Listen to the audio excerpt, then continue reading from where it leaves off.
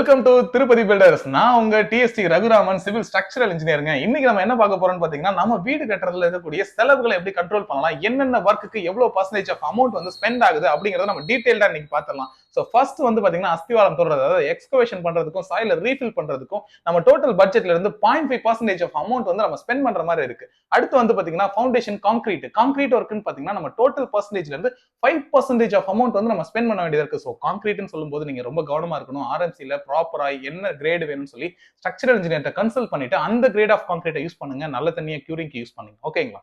So அடுத்தது வந்து damp proof course. நம்ம டேம்ப் ப்ரூஃப் கோர்ஸ் பத்தி நம்ம டீடைல்டு வீடியோவை கொடுத்திருக்கோம். அதுல டீடைலா தெரிஞ்சுக்கலாம். சோ நம்ம அவுட்டர்ல இருந்து சாயில்ல இருக்கக்கூடிய ஈரப்பதம் நம்ம பில்டிங்குள்ள வராம இருக்கிறதுக்கும், சாயில் செட்டில்மெண்ட் ஆகாம இருக்கிறதுக்கும், கரையான் அரிக்காம இருக்கிறதுக்கும், இது போல நிறைய தகவல்களுக்காக அதை நம்ம யூஸ் பண்றோம். ஓகேங்களா? சோ அதுக்கு டேம்ப் ப்ரூஃப் கோர்ஸ்க்கு 1% ஆஃப் அமௌண்ட் வந்து நம்ம ஸ்பெண்ட் பண்ண வேண்டியதா இருக்கு.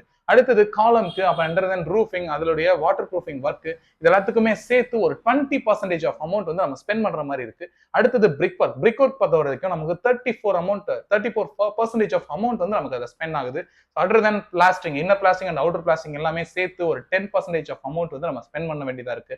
அடுத்து ஃப்ளோரிங் டைலை பொறுத்த வரைக்கும் நம்ம காமனா வீட்டுக்கு யூஸ் பண்ணக்கூடிய ஒரு 2x2 டைல்ஸ் தான் யூஸ் பண்ணிருக்கோம். அது வந்து பாத்தீங்கன்னா ஒரு 6% ஆஃப் அமௌண்ட் வந்து நம்ம அதுக்கு ஸ்பெண்ட் பண்ண வேண்டியதா இருக்கு. அடுத்து ஜாயினரிஸ்னு சொல்லக்கூடிய டோர்ஸ் அண்ட் விண்டோஸ், அதனுடைய ஃப்ரேம்ஸ், இதுக்கு எல்லாத்துக்குமே சேர்த்து வந்து பாத்தீங்கன்னா உங்களுக்கு ஒரு 16% ஆஃப் அமௌண்ட் வந்து ஸ்பெண்ட் ஆகுதுங்க. அடுத்து ஃபைனல் ஒர்க், இந்த white wash and colour wash பண்றதுக்கு நம்ம Asian paints and Nippon paints இதோட கேட்டகரைஸ் எடுத்து தான் போட்டிருக்கோம். ஒரு 2% ஆஃப் அமௌண்ட் டோட்டல் பட்ஜெட் வந்து நம்ம ஸ்பெண்ட் பண்ண வேண்டியதா இருக்கு. இதுல எலிவேஷன் ஒர்க் எதுவுமே இன்க்ளூடர் கிடையாதுங்க. பில்டிங்கோடைய வாட்டர் டேங்கர், செப்டி டேங்க் இது எல்லாமே இன்க்ளூடர் வராது. டோட்டல் பில்டிங் காஸ்ட், கன்ஸ்ட்ரக்ஷன் காஸ்ட்ல இருந்து மட்டும் இந்த ஷெட்யூல் வந்து நாங்க பிரிச்சு எடுத்திருக்கோம். இந்த தகவல் உங்களுக்கு ரொம்ப உபயோகரமா இருக்கும். இது போல தகவல்கள் மீண்டும் தெரிஞ்சுக்கிறதுக்கு நம்ம சேனலை ஃபாலோ பண்ணுங்க. Thank you so much.